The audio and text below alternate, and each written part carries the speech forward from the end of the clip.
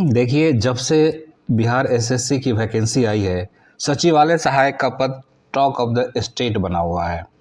बहुत सारे सवाल लोगों के मन में तैर रहे होंगे। आज हम इन्हीं सवालों का जवाब इस वीडियो में देने की कोशिश करेंगे। तो देखिए, सचिवालय होता क्या है? सबसे पहला, सचिवालय क्या होता है? सरकार क्या होता है कि अपने कार्यों एवं प्रशासन को संचालित करने के लिए विभिन्न विभागों का गठन करती है। वर्तमान में लगभग 40 विभाग है बिहार सरकार में, और जो राज्य के मुख्यमंत्री यानी कि नीतीश कुमार इसके राजनीतिक मुखिया हैं। और इसका जो प्रशासनिक मुखिया होता है वो चीफ सेक्रेटरी होते हैं। चीफ सेक्रेटरी जो वर्तमान में है श्री अमीर सुहानी जी हैं, जो 87 बैच के आईएएस टॉपर रहे हैं। और इन्हीं को सहायता प्रदान करने के लिए assistant chief secretary, joint secretary, deputy secretary, section officer और सचिवालय सहायक नियुक्त किए जाते हैं ताकि इनको चलाया जा सके। और आपको पता है कि इसलिए जो सेक्रेटेरिएट होता है किसी भी राज्य का या किसी भी सरकार का, वो एडमिनिस्ट्रेटिव पावर हाउस है, उसके लिए बहुत बड़ा सेटअप चाहिए होता है। तो इसी के लिए ये सचिवालय सहायक की वैकेंसी में जो कोर रोल अदा करते हैं वो सचिवालय सहायक करते हैं। वो स्टार्टिंग लेवल का पोस्ट है और उनका बहुत ही क्रूशियल रोल होता है इनको चलाने में। अब सवाल ये है कि सचिवालय सहायक के कार्य क्या होते हैं।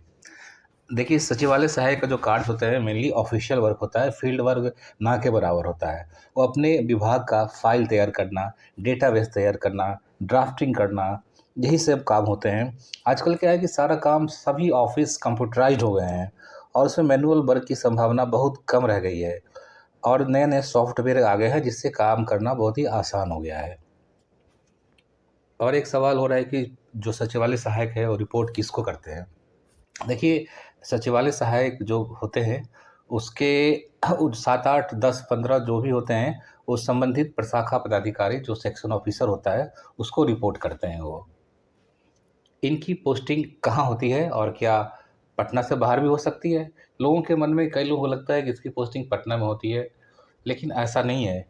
80 से 90% के बीच जो पोस्टिंग होती है वो पटना में ही होती है और पटना सचिवालय में हुई होती है। ओल्ड सेक्रेटेरिएट, न्यू सेक्रेटेरिएट या कुछ एडमिनिस्ट्रेटिव डिपार्टमेंट अलग है, वहीं पे पोस्टिंग होती है। लेकिन उसकी कुछ पोस्टिंग पटना से बाहर भी हो सकती है और ये जो पोस्टिंग होती है कमिश्नरी के हेडक्वार्टर में होती है। जैसा कि आपको पता है कि बिहार में जो वर्तमान में है 9 कमिश्नरी है, जो अच्छे शहर में ही अवस्थित है, तो वहाँ पे भी पोस्टिंग हो सकती है। और एक सवाल लोगों के मन में आ रहा है कि सरकारी क्वार्टर की सुविधा उपलब्ध होती है, तो इसका जवाब भी हाँ में है। अब देखिए, जो अपने कर्मचारियों के लिए हैं, काफ़ी प्राइम लोकेशन पे पटना में सरकारी क्वार्टर बनाए गए हैं, लेकिन इनकी संख्या काफ़ी सीमित है और इसके लिए आपको अप्लाई करना पड़ता है। आप वेटिंग में होते हैं, जब आपका नंबर आता है तब वो अलॉट किया जाता है। तो एक बहुत बड़ी बात है, पटना जैसे शहर में आपको सरकारी क्वार्टर मिलता है। और सवाल है इनका वर्किंग आवर क्या होता है। देखिए, वर्किंग आवर 10 से 5 के बीच ही होता है और सबसे अच्छी बात ये है कि ये सैटरडे संडे ऑफ होता है। और एक और जो मन में होता है कि सचिवालय सहायक का पहला प्रमोशन कौन से पद पे होता है, तो पहला प्रमोशन जो होता है प्रशाखा पदाधिकारी, जिसे कि सेक्शन ऑफिसर भी कहते हैं। इसमें 7-8 साल लग जाते हैं पहले प्रमोशन लेने में। तो पहली जो प्रमोशन होता है वो प्रशाखा पदाधिकारी के रूप में ही होता है। और एक और आती है सवाल कि कहाँ तक, किस लेवल तक पहुँच सकते हैं, हाईएस्ट लेवल क्या होता है, सबसे बड़ा पद कौन सा होता है। देखिए, प्रमोशन के बाद जो अभी तक देखा गया है वो मैक्सिमम आप ज्वाइंट सेक्रेटरी तक पहुँच सकते हैं।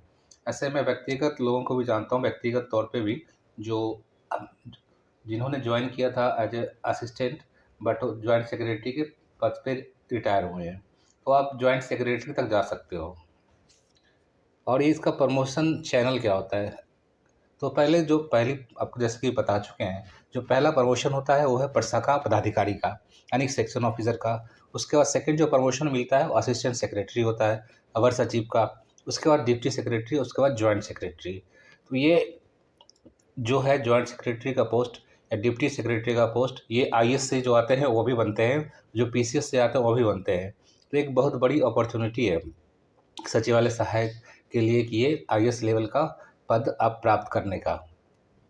तो अब सवाल ये है कि उस पद को प्राप्त करने के लिए प्रमोशन के मापदंड क्या होते हैं। देखिए, इसका जो प्रमोशन का मापदंड होता है, सीनियरिटी कम मेरिट के आधार पर प्रमोशन मिलता है। और ये राज्य सरकार की जो प्रमोशन पॉलिसी है, समय-समय पर बदलती रहती है। लेकिन जो वर्तमान में जो पॉलिसी है, वो सीनियरिटी कम मेरिट के बेसिस पे मिलती है। उसमें काफ़ी जो कॉन्फिडेंशियल रिपोर्ट है, तो अभी बहुत सारी चीज़ मायने रखते हैं उसमें। लेकिन एक जो सचिवालय सहायक होता है, कम से कम असिस्टेंट सेक्रेटरी तक पहुँच ही जाता है। लेकिन जो हायर पोस्ट पे पहुँचने के लिए काफ़ी मेहनत करनी पड़ती है, बहुत सारे क्राइटेरिया होते हैं, लेकिन बनते हैं, ऐसा नहीं कि नहीं बनते हैं। और सवाल ये है कि सहायक जो सचिवालय सहायक है, उनकी सैलरी कितनी होती है शुरुआत में? देखिए, ये जो सैलरी स्ट्रक्चर होता है सचिवालय सहायक का, वो लेवल 7 का होता है। और बेसिक पे जो स्टार्ट होती है 44,900 से होती है, और ये 1,42,400 तक जाती है। और इसका ग्रेड पे 4600 रुपये है। और अभी जो वर्तमान में 7th पे कमीशन के अंतर्गत आपको सैलरी लगभग 65,000 के आसपास मिलेगी। तो ये बहुत ही अट्रैक्टिव है।